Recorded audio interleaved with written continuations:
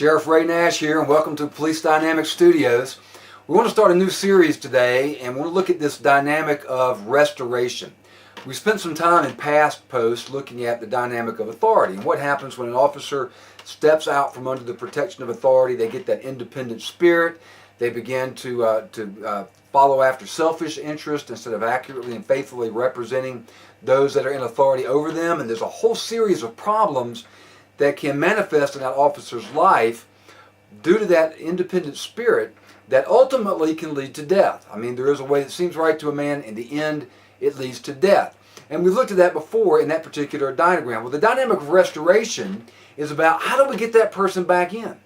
You know, if we have an officer that, say, works under our command, or perhaps is just a friend or a peer or colleague within the agency itself, and we see that they're operating out from under authority, and we see some of these problems on this path of destruction that are manifesting themselves in their lives, what can we do? Or is there a way, and how will we go about doing it, to reel them back under the protection of authority? And it really leads us to an even more important question, which is, what if that's us? You know, what if we're the one that's drifting out from under authority? What can we do to get ourselves back into a proper relationship so that we're protected? Remember, protection is the fundamental role of an authority, so that we're protected from some of these harmful and evil influences that might enter into our lives. So in order to understand the dynamic of restoration, how to get somebody back under authority, we've got to take a closer look at this path of destruction. And we're going to see that there's really 5 distinct steps as somebody steps farther and farther and farther out from under authority and goes further and further and further down this path. Now, the first step we already talked about. You know, first of all, we have the faithful officer, right? The one that's acting in harmony with the principles of his or her authorities, accurately and faithfully representing them in all that he or she says or does. And they start to take those first baby steps out from under authority. I don't really need you in my life. I can make my own decisions. Thank you very much. And they begin to develop an independent spirit. We see this raising children. A very similar process that takes place. They step out from under authority. The walls of hostility start to go up that separate him or her from the authorities that are hopefully there in a protective role, not an oppressive role, which is an abuse of authority, but a protective role, and they begin to separate them from the two. Now, there are some things that will penetrate through this, these walls of hostility that an officer tends to build up around themselves, and there's some things that won't. Now, one thing that has a really, really tough time penetrating through these walls of hostility is the truth. You know, we get very, very skilled at deflecting the truth by assigning blame to others. We blame other people. We blame circumstances that we deem to be beyond our ability to control. We blame these people and circumstances, blame our problems and our difficulties and our conflicts on these circumstances and people, rather than taking personal responsibility, which is, of course, the path of good character. Now, there's at least 3 things that will penetrate through this stronghold of pride and arrogance, and that is the 3 root character flaws, which are anger, lust, and greed. And let me define them this way. We're going to maybe a little bit different than a dictionary definition. Let's define anger as emotional satisfaction. It's the attitude that I have a right to feel however I want to feel, and I have a right to express that in any way that I want to, no matter how it might hurt or impact other people. That's emotional satisfaction. Lust, let's define as sensual satisfaction. I have a right to do whatever it is I want to do. If it feels good, do it, no matter who may be hurt by the consequences of those actions.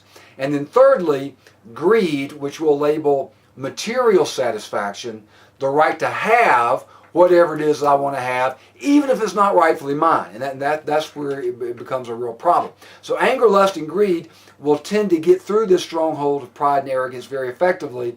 And I really believe that you can trace most instances, perhaps not all, but by far the vast majority of instances of police misconduct, you can trace them back to one or more of these 3 root character flaws at work in the life of the officer. So that's the independent spirit. Their life becomes characterized by personal conflicts, particularly as their authorities attempt to reel them back in, it generates friction, it generates conflict, and I think that by and large, how the person deals with these conflicts will largely determine whether or not they are restored under proper authority at that point, restored into this relationship, or whether they continue to go further down this path of destruction. I think it's a critical point in this overall dynamic is right at that very beginning when they take the baby steps out and there's conflict due to the authority trying to reel them back into a proper relationship. So that's the independent spirit. The next step is the wounded spirit, because remember, we're deflecting truth by assigning blame to others. So if you go around blaming other people for all of your problems, it's not long before you develop this wounded spirit and you get your feelings hurt. And we tend to get our feelings hurt for some really silly things. I mean, if you think about it, don't we? I mean, it's something like this. Well, so the officer so and so, he got that promotion, and everybody knows I deserve that promotion more. Or officer so and so, he or she, they got the new patrol car assigned to them, and everybody else knows that I should have got that new patrol car. And besides that, I've been here 2 days longer than they've been here. And I'm entitled to it, and on and on and on, whatever it might be. And we get our feelings hurt very easily, and that's the wounded spirit. You got to be so careful about these people, because anything you say oftentimes will turn it and twist it around to where they say you're being critical of them or something like that. They're very sensitive. You got to walk on eggshells around them because of the emotions that are involved, that their life becomes characterized by hurt feelings and depression. We see that as a result oftentimes with the wounded spirit. Well, if you go around blaming other people for your problems, not taking responsibility, and being hurt and getting your feelings hurt and being depressed all the time, it's not long before that can deteriorate into a bitter spirit. Now, the bitter spirit, they're just mad. I mean, they get up in the morning mad, they go to work mad, they come back home mad, they wake up the next day mad, and they start all over again. They're just mad. They're not very pleasant people to be around, unless you also happen to be a bitter spirit. Then y'all love to be around each other. Y'all have these, almost like these built-in homing devices where you can find each other in a crowd, and you get into these bickering sessions where you're moaning and groaning and complaining about everything under the sun, and that's a bitter spirit. And bitterness, let me tell you something, folks, about bitterness, and I've said this in other posts because it's such an important point, is that bitterness is like a cancer. Bitterness will destroy you. It will destroy you. It will destroy your life. It will destroy the relationships that you built with other people around you that are very valuable relationships. That's why there's a scripture that says, do not let a root of bitterness grow up among you to defile many. Because bitterness, unlike a real physical cancer, bitterness is contagious. And it does tend to infect other people. Once I heard it said that bitterness is like you drinking a cup of poison and hoping the other person gets sick. I mean, you think about it, the bitterness is hurting you far more than it's hurting the other person. But we'll reserve that to explore that more in depth on another post. And there are some posts already on the website. You do a little search in the search box there on the right sidebar for bitterness, and you'll find some other postings on the cup of bitterness and forgiveness and things like that. Very, very important point.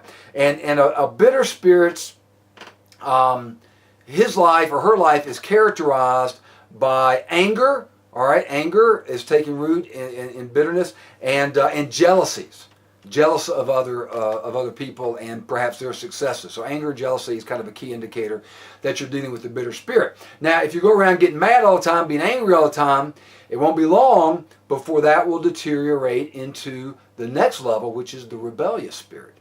Now, the rebel is no longer content to get mad. They want to get what? Yeah, they want to get even.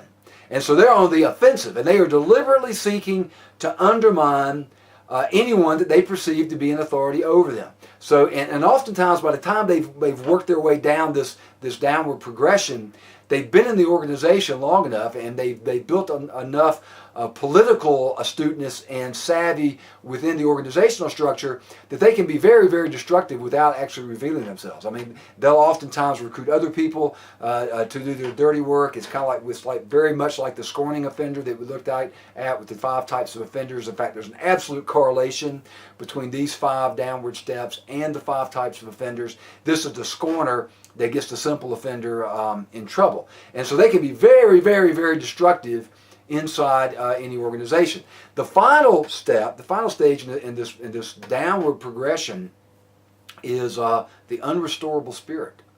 And the unrestorable spirit, by definition, cannot be restored. Have no interest in being restored. Do not want to be under authority. Doesn't like authorities. This is your steadfast defender. Don't want anything to do with it. Wants to be on the offensive. Wants to be undermining. And by definition, they cannot be restored, perhaps outside of divine intervention, perhaps. But the interesting thing, and incidentally, their life becomes characterized by the death and destruction of relationships. They just leave a wake of ruined relationships and hurt feelings wherever they go.